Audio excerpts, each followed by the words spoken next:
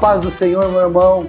Estamos aqui então mais uma vez a um quadro do Apostolicast, novamente com a ilustre presença do pastor Luciano Batista, lá de São Paulo, diretamente aqui para o sul do país. Que bom, pastor. Muito obrigado pelo tempo. Eu sei que tu é corrido, né? Não é fácil pegar homens de conteúdo como o Senhor, mas que bom que o Senhor teve apreço por esse momento. E eu estou feliz na presença dele, imagino que você também vai estar por ele ter aqui. E, pastor, tem alguma coisa para falar na apresentação? Agora é o momento das apresentações. É o momento da apresentação. Primeiro que, a paz do Senhor a todos, agradeço o convite, irmão Eduardo, e a vocês que estão participando sempre, assistindo, logicamente curtindo, interagindo, então Deus abençoe grandemente. E a única coisa que eu tenho que falar é que eu cresci com a última entrevista, porque tive bastante retorno. Membros meus acharam legal como foi feito, então eu acredito que nós vamos servir de bênção mais uma vez. Que bom, que bom. Não repara se nós tirar um pouco o suor, porque está quente essa sala, e a gente achou o controle só agora no final, então vai demorar uns minutos para gelar a sala aqui. Estamos na matriz de Esteio, você já deve estar conhecido com esse ambiente. Mas hoje, meu querido irmão, eu quero falar um assunto direto ao ponto a respeito de diferenças. Que é algo natural, pastor, eu acredito. Diferenças existem em todos os momentos. Mas nós somos uma igreja conhecida pelo nome. E somos uma igreja, eu acho, pastor, muito atacada pelos de fora, nos taxando de seita, nos taxando de heresia.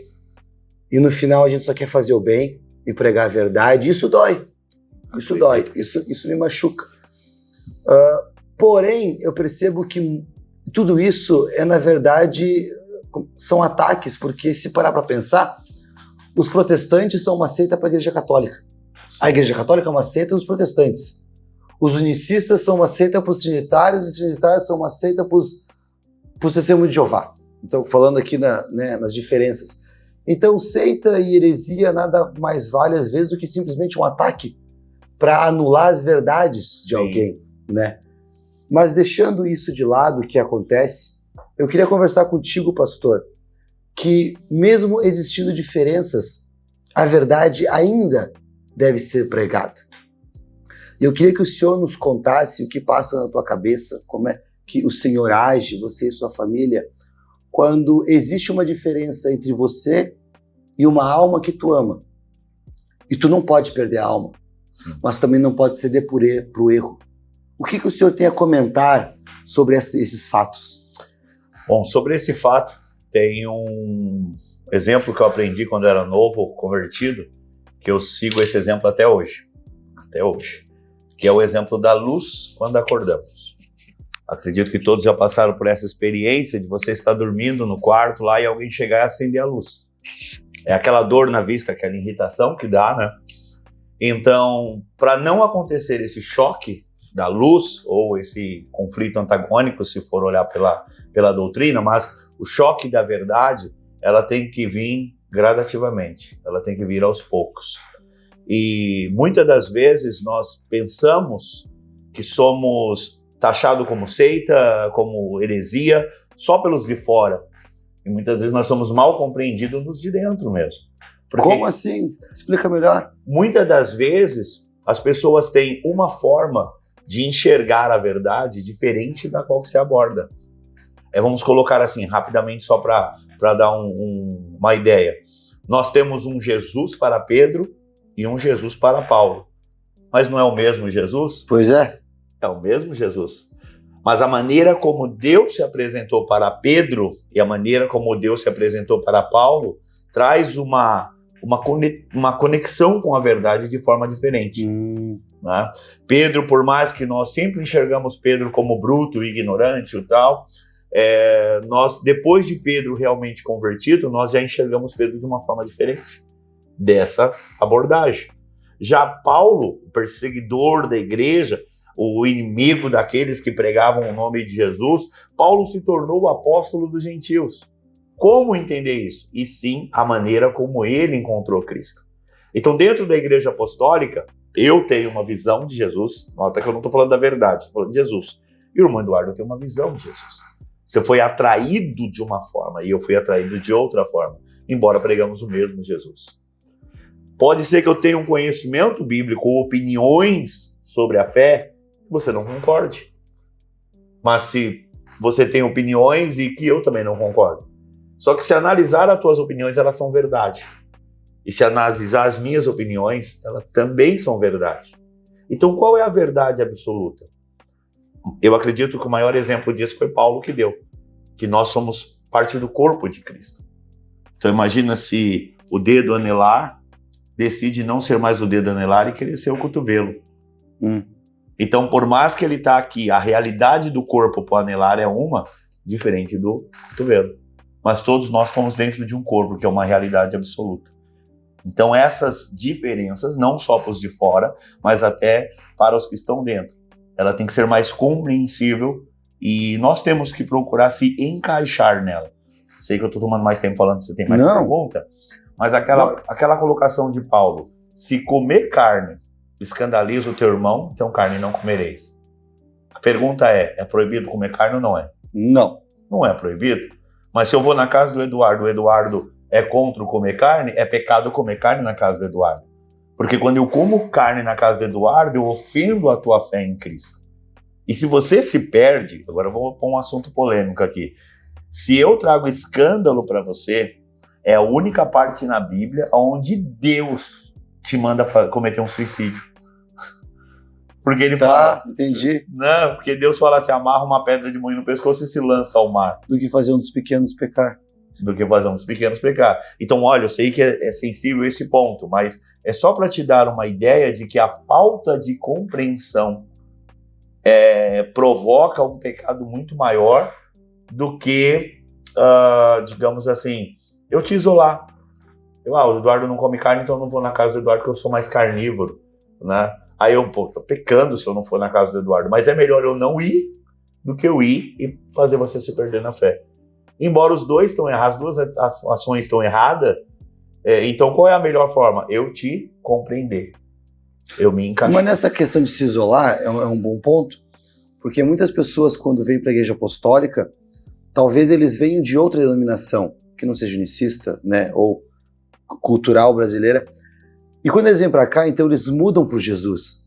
Sim. E quando eles mudam por Jesus, eles acabam se afastando às vezes de família, de vizinhos, de pessoas que se criaram desde a infância. Só que essas pessoas não são ruins. Elas só não estão seguindo a caminhada do céu junto com esse novo convertido. Aí fica a questão, pastor, se o cara se isola, talvez ele não pegue as coisas erradas das pessoas do passado, mas também ele abandona pessoas que ele ama. Eu acho que talvez daqui a pouco, na caminhada da fé, vários apostólicos já passaram por isso. Sim. Que eu acho que é coisa inevitável. Mas eu creio que nem por causa disso deve se abandonar as pessoas que caminharam com nós boa parte do tempo. E eu digo isso porque eu vim de outra igreja onde eu amo as pessoas que estão lá, por mais que não estão apostólica agora, mas eu amo eles. E quando eu olho para eles, mesmo eles estando numa heresia, num politeísmo disfarçado, eles ainda são pessoas de bem. E eu não consigo dizer, não, quer saber? Agora, muito bom o tempo que a gente andou, entendeu? Eu tô descendo esse ônibus, vou pegar outro, eu nunca mais vou olhar para a cara de vocês. Eu não consigo imaginar Cristo fazendo isso. Como que o Senhor se comporta com pessoas que talvez tu deixou no passado, porque não vieram junto contigo, mas que talvez tu ainda ama elas? Tu tem esse sentimento por algumas pessoas ainda, talvez? Tenho. Como é que fica pro Senhor? Eu até vou te dar um exemplo de uma pessoa bem interessante agora, já que você perguntou isso. Só que antes eu vou colocar um paralelo, só para... Deixa eu pensar aqui um pastor aqui do Sul que eu não vejo muito nas redes sociais, não vejo foto muito. Pastor Valtuir, vamos pegar ele só como exemplo. Qual é a chance do pastor Valtuir pregar para Vladimir Duim Machado? Eu dei o nome e sobrenome de uma pessoa que é verdadeira, existe. Vladimir Duim Machado. Qual é a possibilidade do pastor Valtuir pregar para esse homem? Não sei, me diz você. É quase nulo, é quase zero. Ele mora em Mauá, esse rapaz, e é meu amigo de infância. É um amigo que, quando eu vim para Cristo, eu me isolei dos meus amigos, mas não por escolha, e sim porque eu me atirei na obra mesmo. E são caminhos. Isso. Né? Só que sempre que eu estava vivendo na fé, o meu sonho era pregar para esse meu amigo, que o apelido dele é Scooby. O meu sonho era pregar para ele. Porque fica a memória, né? Fica o sentimento. Sim. Daí eu fui pregar, eu já era casado, já tinha filhos, então eu vou chutar 15 anos. 15 anos depois, eu fui convidado para pregar, já tinha praticamente 15 anos que eu não via o Scooby. 15 anos depois eu fui convidado para pregar numa igreja unicista em Mauá. E quando eu chego lá, a família de quem tá todos na igreja? Do Scooby. E ele tá lá.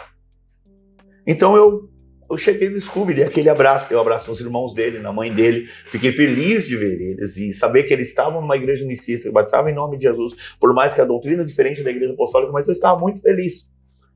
E aí eu fiz a pergunta para ele, falei, eu me sinto mal de não ter pregado para você, eu me sinto mal de não ter insistido, ir na sua casa e tal, e ele falou para mim, sendo meu amigo, ele disse para mim, eu senti essa falta, porque nós estávamos sempre perto. Mas quando eu te olhava e via o que Deus fez em você, como Deus transformou a sua família, por mais que nós não tínhamos mais contato, foi isso que me trouxe para Cristo. Então, através do Scooby, eu aprendi a tirar um tempo da minha vida para procurar essas pessoas. Então, eu já fui em casa de amigos que eu tive que sentar e literalmente... Sei que o que eu vou falar agora vai escandalizar alguns ali, mas... eu tive que sentar literalmente na sala do camarada e ele colocar um filme para assistir. Eu tava ali por causa do filme? Não. Eu não tava prestando atenção no filme? Não. Mas eu queria aproveitar aquele momento, aquela hora com ele. E o único momento que ele me deu era aquele do filme. Então, eu acho que, como eu falei naquele ponto, nós temos que ser mais tolerante, mais compreensível, nada que ofenda a nossa fé. Como, por exemplo, em casas que eu fui, a pessoa era ministro de uma igreja trinitariana e ele quis fazer oração. Até então, estou na casa dele. Levantei, ele vai orar. Eu vou orar por você ter vindo aqui. Aí ele veio com a mão na minha cabeça. Aí ali eu peguei na mãozinha dele e falei, pode orar pegado na minha mão? Então, quer dizer, eu respeitei ele, respeitei o limite dele. Só que eu também tenho os meus limites. E tudo isso de uma forma mais educada. Então, sim, hoje eu tenho bastante amigos, parentes, familiares que têm fé totalmente contrária do que a minha.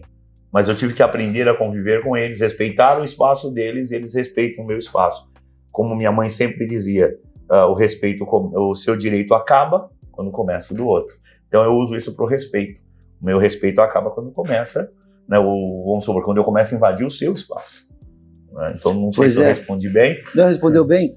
Mas tem uma passagem onde Paulo fala, eu não lembro, desculpa, não lembro, onde ele fala que o mundo está perdido e que não tem como nós se isolar disso, né? Que é impossível sair disso, não lembro qual passagem fala, acho que é em Romanos, onde ele fala isso.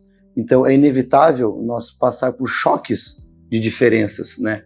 E todas as vezes que eu vou visitar meus irmãos, né, da antiga igreja, ninguém fala nada, mas fica aquela pergunta no ar, sabe? Aquele negócio, tipo assim, por que tua esposa tá usando coque? Eles não perguntam, mas tu vê que eles estão falando comigo e o olho corre, sabe? Sim. O olho corre, tipo, eles olham assim, e essa mão é comprida, então eles estão falando comigo e eles olham pro meu braço, assim. Então, tem um elefante branco ali. Sim. Tá visto, sabe? Só que não é feita a pergunta. Mas eu percebo que, de certa forma, pastor, as pessoas de fora, elas querem respostas da nossa fé. Sim. Elas não concordam. Elas acham que é uma heresia porque outros falaram que nunca vão perguntar pra gente, mas tu percebe que elas querem respostas. E eu percebo que quando a gente se coloca em situações assim, talvez seja Deus afiando a nossa espada, porque às vezes é na pressão que se molda o diamante ali, entendeu? É no calor que a gente aprende essas coisas. E se a gente pega um apostólico que está isolado da vida, quando chega num baque desses, ele não sabe o que falar. Então eu percebo que todo aquele que se coloca numa vontade de Deus, ele cai nessas situações onde Deus diz assim, agora está na minha escola, agora eu vou te ensinar a responder. O senhor não acha que às vezes nós somos colocados diante de situações dessas, onde Deus quer formar a gente? Tanto acredito, como ouvindo tuas palavras, eu pensei em duas passagens bíblicas. Jesus falou que se nós cumprimentarmos somente os nossos irmãos na fé, que diferença temos dos publicanos e pecadores? Isso ele estava falando do povo judeu. Porque até os incrédulos fazem isso. Sim. Só que aí quando nós chegamos na epístola de João, nós encontramos a passagem que fala que se eu cumprimentar e se eu receber ele em casa, eu me faço participante do erro dele. Vai sair dessa agora? Agora, como nós vamos conciliar isso? Eu tenho que cumprimentar, porque eu não quero ser tido como um ímpio pecador, ou eu não vou cumprimentar e nem receber na minha casa, porque eu não quero ser participante das suas obras. Então, o que eu acho interessante nessas duas passagens, lógico que o assunto ficaria muito longo, mas o que eu acho interessante é o contexto. O porquê Jesus fez tal afirmação e o contexto que João fez tal afirmação.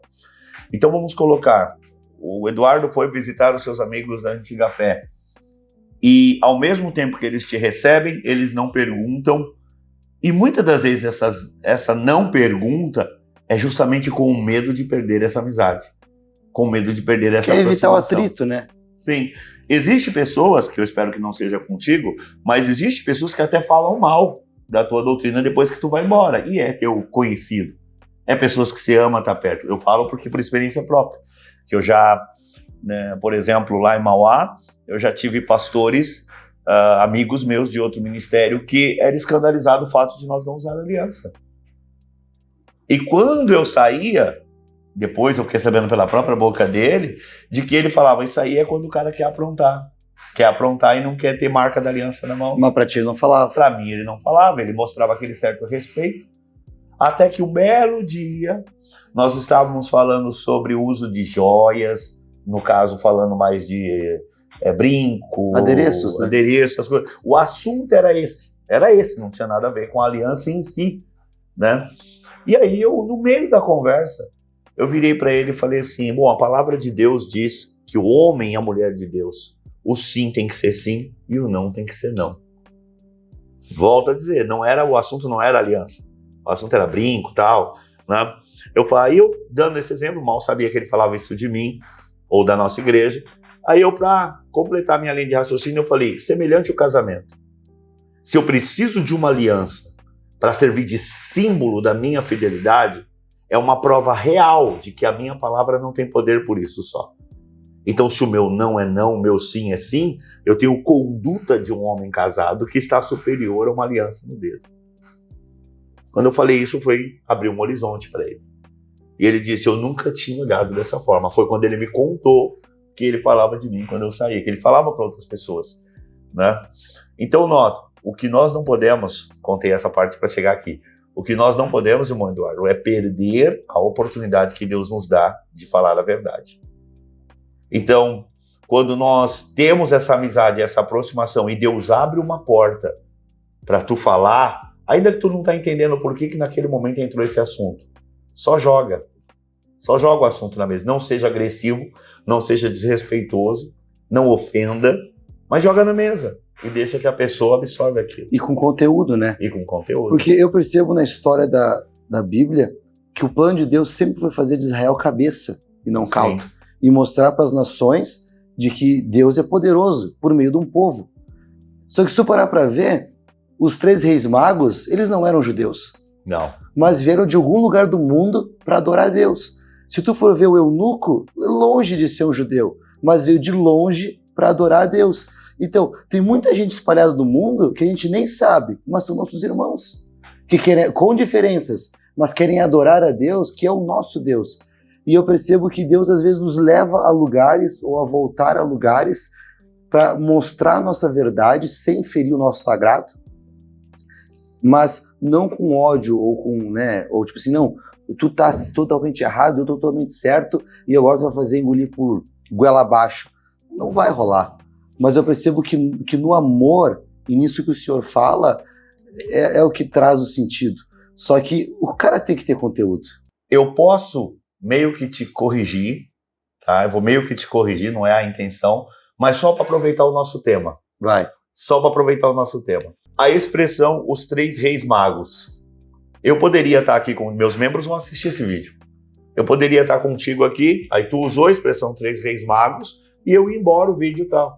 Meus membros vão chegar em mim e falar, ô pastor, ele usou a expressão 3 reis magos e o senhor deixou passar. O que eu fiz que eu não percebi, cara? Vai.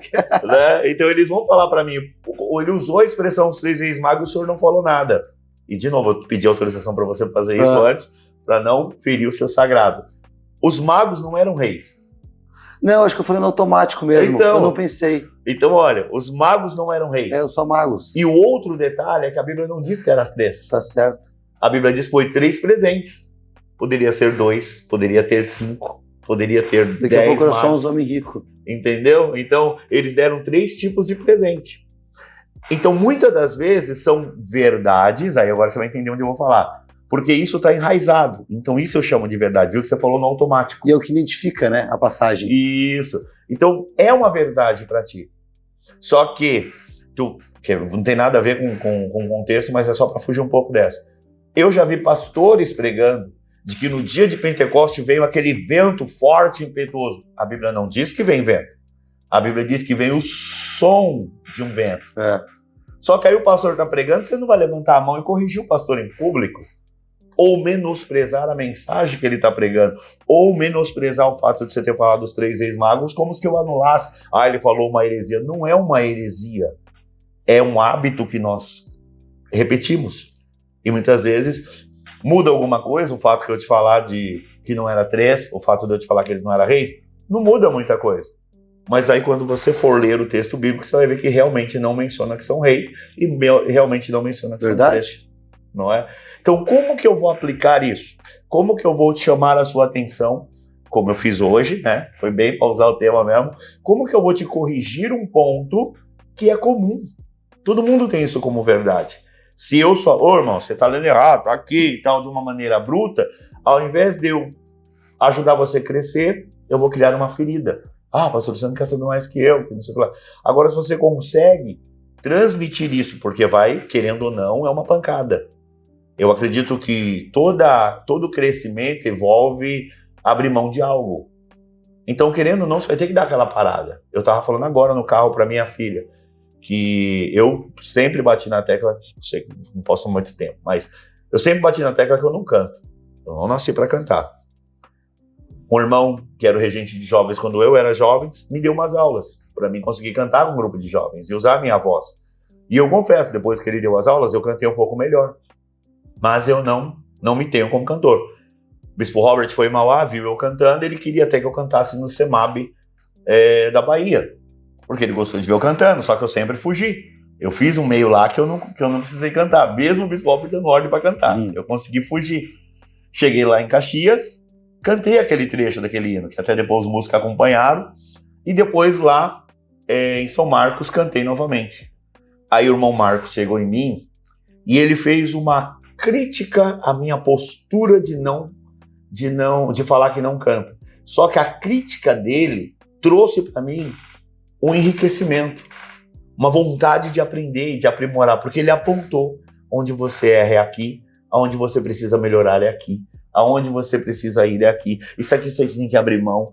Então ele não só chegou e falou assim, realmente você não canta, você é uma taquara rachada. Ou ele não chegou e falou, deixa de frescura, cara, tu não fala que canta e canta bem aí, fica... Nossa, ia acabar contigo. Ia acabar. Então a abordagem na correção é fenomenal para ter uma correção saudável. Espero ter feito certo hoje, quando eu falei para você, eles não eram reis. Né? É um costume que nós pegamos. É um costume. De chamar ele de rei. E não a Bíblia não diz que era 3, e sim 3 presentes. Então nós pegamos esse costume e levamos como verdade. Para um ou para outro, essa verdade, como a do vento lá, pode ser uma verdade que ele não abre mão por nada. Meu Deus, olha o tempo. Quer ver uma outra coisa que dá muito debate? Eu sei que o assunto ia ser tratar mais da unicidade, essas diferenças, mas como eu comecei falando das diferenças internas, a Santa Ceia, ela deve ser feita de dia, de manhã, de tarde ou de noite. Não sei se você sabe que existe esse debate. Agora estou perdido. Existe o debate que ela tem Mas que ser... agora tu botou a dúvida na cabeça, agora vai ter que responder. Existe o debate que ela tem que ser feita à noite. Por quê? Porque é ceia? Porque é ceia. Então ela tem que ser feita à noite. E Jesus fez à noite. E ela vem de uma outra festa que é a Páscoa, que tem que ser à noite. Mas olhando pela Bíblia, qual é a maior importância? Olha bem o que eu vou falar. A ceia em si, o horário da ceia ou como participar da ceia. Olhando pela Bíblia, o como é muito mais importante do que esses dois. Claro. Quando a Bíblia fala que aquele toma a ceia indignamente, Todo mundo pensa, não posso tomar ceia em pecado. E quem é que não tem pecado, gente? Nós somos pecadores remidos, nós não somos santos. Nós somos pecadores remidos. Então, o não tomar a ceia indignamente é você não menosprezar a ceia, o que ela representa. Você não tomar por tomar de qualquer jeito. Vou tomar porque senão o pastor vai... Esse é o pecado maior do que se você tivesse matado alguém ali fora, vamos colocar assim, né? Então, olha bem que existe as diferenças, não vai dar tempo, mas, por exemplo, ela é com vinho, ela é com suco da uva. Pode ser que o Eduardo não saiba, mas existe um racha dentro da igreja. Que tem pessoas que só tomam com vinho, tem pessoas que só tomam com suco da uva. Eu, em Mauá, só faço com vinho. Mas se você fizer, ou se o pastor Clóvis fizer com suco da uva, eu vou tomar. Na matriz é feito com suco da uva, eu tomo. Mas em Mauá é com vinho. Não esse vinho que você compra no mercado com mais álcool do que não sei o quê. Eu compro no empório, onde é um vinho da casa, praticamente é só a fermentação, mas é vinho e não suco de uva. Né? Então isso, para muitos, que nem eu estou falando, eu sou mais tolerante, eu tomo ceia com suco, mas eu conheço pessoas que não tomam com suco da uva, nem que você amarre ele. Ele vai fazer desprezo daquilo, porque não é o vinho. Então nota, voltando para o nosso ponto, que seria os magos, né? Existem coisas tão simples que nós pensamos que é só os trinitários, que é só os dualistas, que é só aqueles que acreditam que tem comunicação entre os mortos, ou aqueles que acreditam que se batiza por mortos. Nós achamos que eles são os pontos diferentes. Mas tem muita diferença, como Paulo disse em Coríntios. Há dissensões, há diferença entre vós. Tem traduções que falam heresia. Há heresia entre vós. Coríntios 11. E Paulo diz, importa que haja. Tem que ter. Para que aqueles que são de Deus se manifestem. Se destaque, então. Se destaque. Então vamos lá. Eu poderia, digamos que você fosse membro de outra igreja, não fosse membro de um pastor apostólico. Se você falasse dos 3 reis magos, eu não ia te censurar, não ia te corrigir, não ia falar nada. Ia deixar o coisa rolar. Só que qual foi a liberdade que eu achei? Porque eu sei em que igreja que você está, sei o nível do ensinamento que ela traz. E, como eu disse, tem os... Ontem mesmo, um irmão apostólico, nós fazendo, um irmão, só não vou dar o nome, você acha que ele vai assistir, né? Então, não vou dar o nome, pra você não se sentir envergonhado, mas nós fizemos uma brincadeirinha na hora, ele fez, minha Nossa Senhora. Aí eu, mas ele, pastor, é por causa da minha família, por causa de não sei o quê e tal. Mas eu, né, fiz só aquela piada. Então, são manias que nós pegamos, costumes que nós pegamos. Mas eu vou me alongar demais, então eu vou parar aqui. Não sei se você tem mais uma pergunta. Essa última foi boa. Quem já não viu essa, né? A cultura do Sul é forte, é forte. O que eu percebo que faz isso, a diferença não causar uma rachadura, é o amor. É o elo de tudo. Mesmo que a pessoa tá te ofendendo, tu olha para a pessoa, ou te criticando, né, ou menosprezando tua fé, tu olha para a pessoa e tu diz, mas eu amo ela. É o que faz a pessoa não revidar com a mesma pedra que foi acertado. Ou é aquilo que faz os dois diferentes caminharem junto.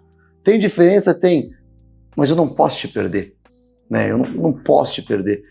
E eu percebo que a verdade que a gente carrega da unicidade, do nome de Jesus, ela traz essa intensidade no amor. De mesmo que somos taxados disso, mesmo que o diabo se levanta com pronomes para nós, a gente ainda devolve às igrejas, né? A gente ainda ajuda, a gente faz, porque a gente ama as pessoas. E a gente ainda prega, não vai aceitar, mas deixa eu te dar o que eu tenho um pouquinho para ti, entendeu? Deixa eu te dar. E eu percebo que o Senhor, sempre quando pode, né, na brechinha, o Senhor semeia uma semente, né? Tem um tempinho, o Senhor dá uma verdade. Porque tu ama as pessoas. Tu não consegue deixar... Então tá, então tu não quer minha verdade, então vai pro inferno e eu vou ser teu amigo, tu vai pro inferno. Não. Independente de demorar 20 anos, naqueles 20 anos a gente vai tentar, não, vou te dar uma sementinha da minha fé. Vai que tu caminha pro céu comigo, porque a gente ama. Eu percebo que o apostólico não é que a gente quer converter alguém para dizer eu estava certo, estava errado, entendeu? Agora tu dobrou a cabeça. Não, é porque a gente olha e diz, eu não quero te perder, né? Eu não quero te perder. Não vai pro inferno. Não vai para o inferno. E eu percebo que os pastores apostólicos têm muito isso. Independente das traições, independente das lambadas, que nesses tempos a gente gravou com o bispo, independente de tudo que passa. Quando o cara volta para a igreja ou quando o cara abre a porta, o pastor vai lá e dá aquele abraço. e vamos de novo. Eu percebo que isso cobre as diferenças, né? O que o senhor tem a dizer isso no fechamento? Sobre o amor sobre as diferenças. No fechamento. Eu vou tentar fazer um bom fechamento, então. Aproveitar que você usou o pastor. Vou pegar ele aqui. Sabe, quando eu era novo, na fé, antes de eu ser pastor, tinha certas coisas que aconteciam na igreja, e o meu pastor, vou olhar agora um pouquinho lá para a câmera, e o meu pastor, ele falava assim, o dia que você for pastor, você vai entender. Essas frases aí. O dia que você for pastor, você vai entender. Eu li Coríntios 5, 1 Coríntios 5, onde um homem que tinha relação sexual com a madrasta, e já tinha sido corrigido por Paulo, porque a palavra diz que ele já tinha sido corrigido. Paulo disse, expulse esse homem da congregação, expulse esse homem da igreja, lance ele na mão de Satanás, para que o corpo padeça e a alma seja salva. Talvez, eu vou pegar o amor é a razão de tudo, mas eu vou pegar o pastor agora, o pastor.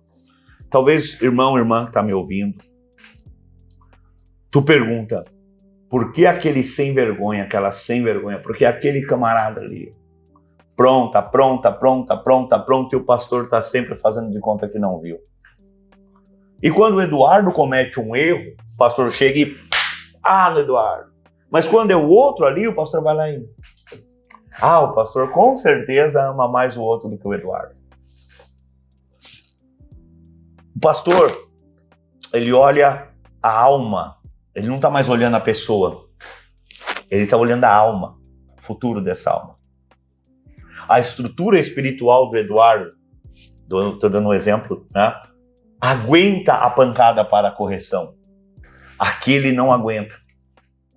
Então, olhando o futuro dessa alma e as almas que podem se perder por causa da decisão, porque a decisão do pastor, eu sei que é o fechamento, mas só para deixar essa ponta, talvez, Eduardo, você nunca pensou nisso, talvez.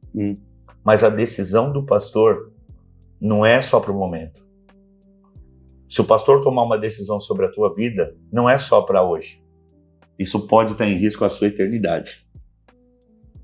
Isso pode estar em risco o seu casamento. Isso pode estar em risco a sua prosperidade amanhã. Então o pastor ele não pode simplesmente agir. Ele tem que se deixar ser levado pelo amor de Deus. E se existe uma coisa na Bíblia que é o maior legado que Deus deixou, e Paulo fala isso em Romanos, o maior legado é justamente a longanimidade de Deus, a benignidade de Deus. Deus é benigno, ele não há mal. Deus não quer fazer o mal para ti. Tu merece ser punido, mas Deus é punido no teu lugar. Deus deixa passar batido aquilo como se nada tivesse acontecido, justamente para salvar a tua alma. O amor de Deus, o amor ágape, é o amor substituto. É o amor substituto. Por que eu falo amor substituto? Porque Deus te dá um pastor, não estou falando mal do pastor Clóvis, né? Deus te dá um pastor falho, um pastor que se ira, um pastor que chora, um pastor que sente dor, um pastor que você não sabe, mas talvez na casa dele ele já chorou horas por ti. Só que na sua frente ele tá duro, tá firme, fala uma palavra dura. Mas por que Deus te dá esse pastor? Porque Deus te leva por alguém que sabe o que você sente. Por isso Jesus se fez homem. O sacrifício na cruz não foi só morrer pelos nossos pecados. Foi Deus sentir na pele o que nós sentimos. Porque compaixão é isso. Então o pastor, que é o exemplo que nós estamos usando, e você que está me ouvindo, aprenda a se colocar no lugar das pessoas. Se tu quebra, esse aqui é o escritório do nosso bispo, né? Falando não o escritório, a biblioteca. Se tu quebra aquele vidro ali, a punição para ti é uma. Se o bispo quebra, a punição é outra. Por quê? Porque o bispo quebrou, é ele que vai comprar, ele que vai ter o gasto, ele, puxa vida, que quebrei e tal. Agora o Eduardo quebrou, por que você estava lá dentro e tal? Não estou falando mal do bispo, é uma analogia que serve para todos nós, tá? Só estou usando isso aqui como exemplo. Se tu quebra o teu óculos, tu tem uma reação. Se é tua esposa que quebra, seu sobrinho, seu primo, é outra reação. Sabe por quê? Porque nós sabemos ter dó de nós, mas não sabemos ter dó dos outros. Boa frase. Boa frase. Não sabemos perdoar como nós gostamos de ser perdoado. Ou melhor, ter a compaixão, se colocar no lugar. Então, eu acredito que em todos os credos, todas as diferenças dentro da igreja, a maneira que a pessoa adora a Deus, talvez não é o jeito que você queria de ver. Aprenda a compaixão. Pronto, encerrei com essa palavra. Jesus disse, aprendei o que significa misericórdia quero e não sacrifício. Misericórdia e não sacrifício. Vai, me largou pensando. O que mais seria, pastor, para esse quadro agora? Seria isso? Eu acredito que assim, se nós mexer um pouquinho, você vai ficar mais longo. Então, meu irmão, que bom que você ficou com nós até o final desse episódio. Falar sobre diferenças é um assunto bem delicado, às vezes não é fácil de falar, mas é uma realidade que todo mundo passa. E acho que é a primeira vez que a gente toca nesse assunto. Mas se você é apostólico, está assistindo esse vídeo, vê de novo e pega muitas chaves que foram passadas aqui pelo pastor Luciano, que vai te ajudar bastante, porque você talvez aceitando ou não, o mundo e a obra de Deus contam com você, e a gente é um exemplo para todo mundo. Todo mundo está assistindo a gente. Então, compaixão, eu acho que é o encerramento desse vídeo. Qualquer dúvida, estamos à disposição. Tem meu contato, o contato do pastor Luciano, tem o canal dele também, acompanha lá, tem muito conteúdo maravilhoso lá da Igreja de Mauá. E precisando da gente, estamos à disposição. E a Igreja Apostólica sempre está aí para ajudar mais alguém. Pastor Luciano, muito obrigado por esse tempo, muito obrigado por abrir o coração e contar um pouco do que é a sua vida. E vamos adiante. Fique na paz do Senhor, Deus te abençoe. Pastor Luciano. Muito obrigado. Muito obrigado. Deus abençoe. E sempre que eu estiver por aqui, pode contar comigo. Obrigado. Estou aí para servir. Até a próxima. Até mais.